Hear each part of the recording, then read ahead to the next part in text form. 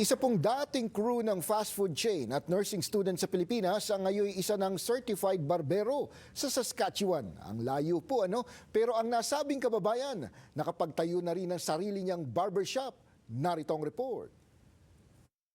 Nursing student si JV Fabellion sa Pilipinas nang subukan niya ang magtrabaho bilang crew sa fast food chain. Sa Pilipinas po, McDonald's po ako habang nag-aaral ako ng nursing. So pagkatapos noon, nag-decide po ako na mag-ibang bansa. Hindi po sa Canada agad, sa Bahrain. So sa Bahrain, na-hire po ako as McDonald's pa rin. Which is I thought na magiging easy life kasi yung nasa kontrata namin, medyo malaking sweldo. Pero pagdating namin doon, medyo hindi na malaki, medyo nabawasan ng kalahati. So na-disappoint ako. Kaya sinubukan niya ang mag-apply sa Canada at maswerteng natanggap ng pareho pa ring fast food restaurant. Pero hindi madali kay JV ang pagka-Canada dahil bukod sa walang kamag-anak dito, maliit din ang kanyang sahod. Nahirapan ako kasi nga minimum wage lang yung although malaki din naman po yung conversion sa Pilipinas, pero minimum wage pa rin po yung ano ko yung nare-receive ko. Tapos medyo mahal ang expenses sa BC, kaya medyo malaking adjustment po talaga para sa akin. Kaya naisipan niyang lumipat ng Saskatchewan at dito nag-iba na ang takbo ng buhay niya.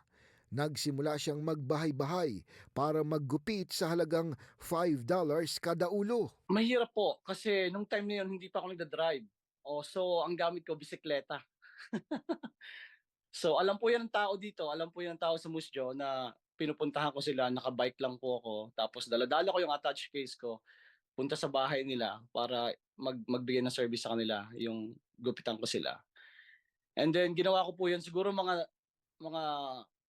2 years bago ako mag-start na mag-school. Sabi ko sa sarili ko, sinabi ko na hindi habang buhay ganito ako. So magsisikap ako. Tapos siguro lalaban ako ng patas at saka ng tama at magtatrabaho ng ayos para makamit ko yung gusto ko. Kaya para maging legal na barbero sa Canada, nag-aral muna siya ng 1 taon at kumuha ng apprenticeship ng 3 pang taon. Ngayon may sarili na siyang barbershop, ang Sharp Line Cut sa Moose Jaw, Saskatchewan. Naitayo ko po ito legally 2019. So ang pangalan po niya ay Sharpline Cut Barbershop. Ilang upuan meron? 3 po. Okay. Sa ngayon.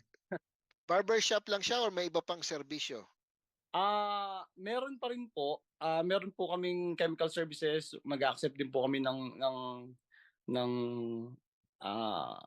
colors ng babae at saka lalaki. Ang hirap pala pag may sarili kang negosyo. Akala ko makakapag-work na ako ng, alam mo yon, ng okay, gusto ko 1 hour lang or 2 hours. Pero hindi, nag-stuck ako ng 12 hours dito. Kasi kailangan kong bantayan. Ang kliyente ko po ay usually majority is Canadian.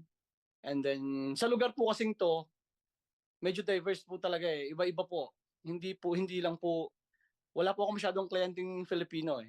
Pero nagpapasalamat ako sa mga Pilipino kasi diyan ako nag-start sa kanila. Bago matapos ang taon, maitatayo na ni JV ang ikalawang branch ng kanyang barbershop sa siyudad ng Regina. Payo niya sa mga kababayan, magsikap lamang, magdasal at magtrabaho ng patas at makakamit din ang pangarap dito sa Canada.